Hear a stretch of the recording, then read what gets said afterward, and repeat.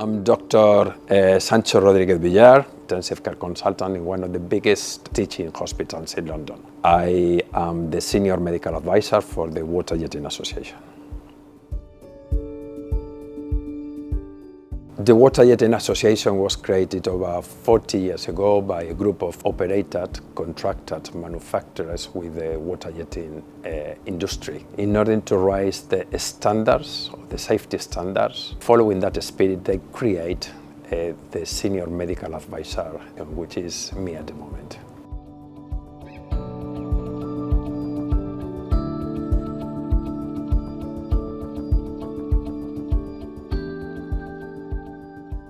To make sure we have an updated medical guidelines which are free and available around the world for these specific and complex injuries. So any doctors who want to access have free access around the world. And that means any operator or contractor of the UK working overseas have this standard access and knowledge for the doctors to be treated. Second thing, and very important, which is kind of a new to the patient. That means with the person who had an injury, independently of the contractors, independently of the insurance. So this is a private, confidential advice what the water jetting provide. There is not a middleman and it's completely private and confidential, so please use it. Another aspect really important and we are working toward is the research. So we are continuous to do formal research and working very closely with Dr. Robert Kennedy, who is my link with the industry, and we expect to provide new guidelines and new information and medical evidence. So that is by basically the three pillars, of the role I'm holding very happily.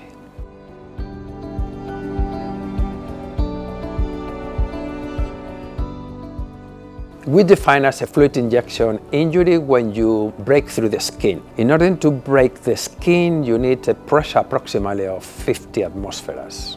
But just for the people to put in the context, the normal operators are working over 2,500 atmospheres. The speed of the water is over 2,600 kilometers. So it's exactly the speed of the bullet. But what is the difference here? The main difference in terms of injuries is they produce the same penetrating and cavitating damage, but also the injection of chemicals and contaminated fluids. Maybe grease, maybe chemicals, any shots that you can imagine. So with this work we cover all of them. The specifics of this injury is based on, most importantly, the very benign appearance, and we found in many occasions where the patient goes to A&E, they have a very entry point, they get discharged, and after 6 hours the arm becomes necrotic and they need an amputation. So that ends up with a great disability long term.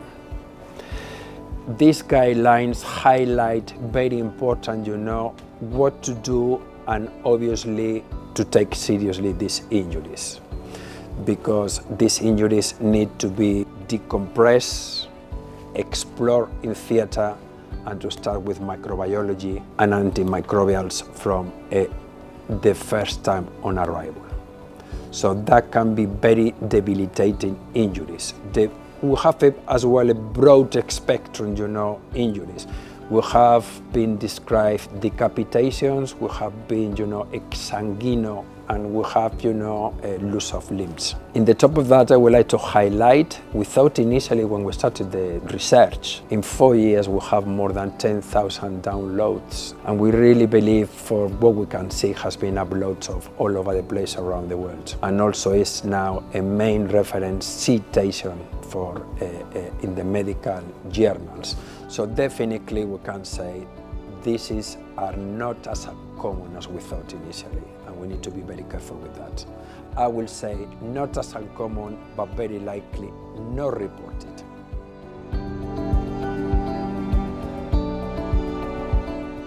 we have challenges with the research, definitely, big challenges.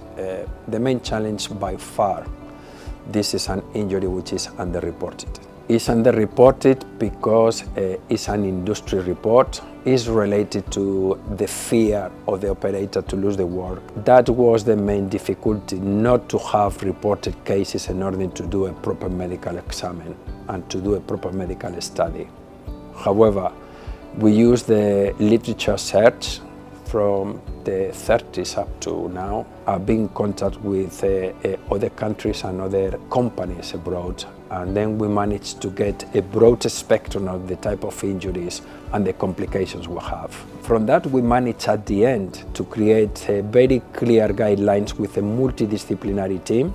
And as I said before, we have the collaboration of Dr. Mattolini, which is a microbiologist, a trauma vascular surgeon, Dr. Kennedy and myself, and then to look at different aspects from the different views of the complication that injuries occur.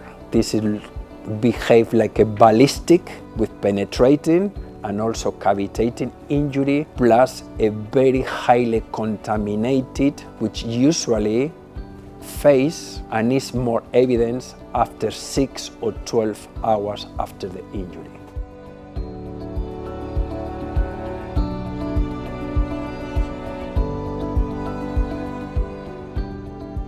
Three things. The first one is the amount of cases we're seeing where small injection injuries, either grease, water has been injected in the limbs. Example on the fingers, on the legs, the injury point is very small. They go to A&E, at that point there is no pain, get discharged at home. After 6 hours, come back, extensive pain, and then you realize the injection point was here. The entry point was small, but remember the speed go over 2,000 kilometers an hour. There is a high pressure, and the injection, this is the entry point, but the injection of the contaminated fluid can go up to the elbow or up to the shoulder. The same, as well with cavitations, organs. The number of discharges inappropriate from A&E at home and delayed treatments has been high and has been highlighted. That is the reason of these guidelines. This is the most important probably point to highlight in the care. The second point I would like to highlight is there are not so uncommon as we thought initially. Definitely there are injuries which are underreported for reasons that are out of my medical scope.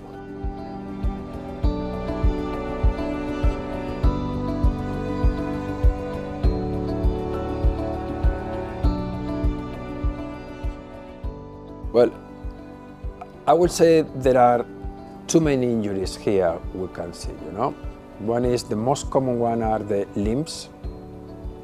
The limbs, if you may have a broad spectrum of outcomes, if you get identified early to a small or big debridement, secondary closure, that means the surgeons open the wound, and because it's contaminated, you cannot suture, you cannot stitch, and to close by primary intention. It will take several weeks to close, and that usually, if they identify and they do the treatment from the beginning well, and they recover mobility, functionality, and they go back to the normal life.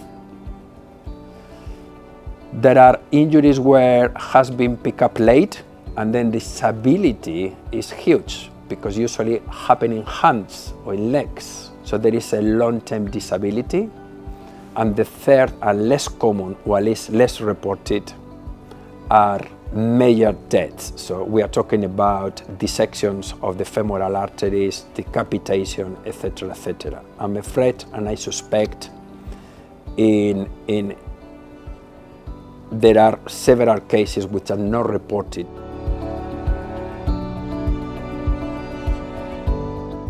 To be honest, I've been very surprised, positively surprised. The reason is, in 4 years we have more than 10,000 downloads around the world with the guidelines. And you may say, okay, it's not much, but it's a lot because that are very specific injuries. So when you see to rare disease or very specific injuries, the numbers are low, and you can see, the people is searching because it's likely that happened. Otherwise, you don't even think about, or the people are not aware that injuries can happen. I have to say as well, these injuries are getting more common as well because there are other areas with the water jetting industry, and that new areas are the recreational water injuries in terms of water sports, and there are more injuries reporting these kind of injuries having water sports, okay? But the treatment is exactly the same. The guidelines is exactly the same. So it's been a nice surprise to have this welcome reception, yes.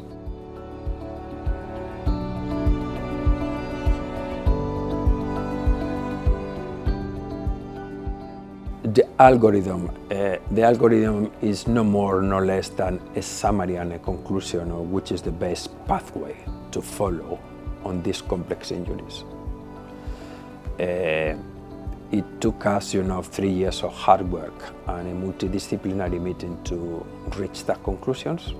It's a step-by-step described way to navigate on how to treat these complex injuries. I'm able to say that, as far as I know from the medical literature, is the first comprehensive, clear algorithm on how to treat these complex injuries.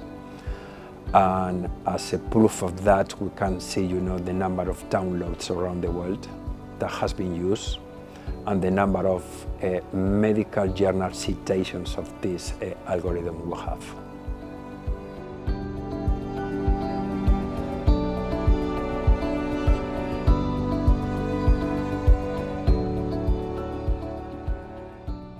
The algorithm includes 3 stages. Let's see 3 stages. The first one is on-site treatment, so that have implications, so that in terms of inside remote offshore areas. Imagine you have a gas station in the North Sea on the platform, and you have an accident.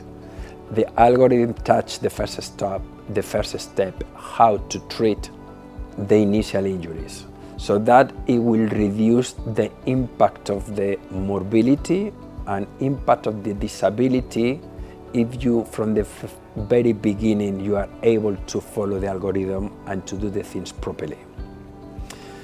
The second thing is A&E presentation of the patients.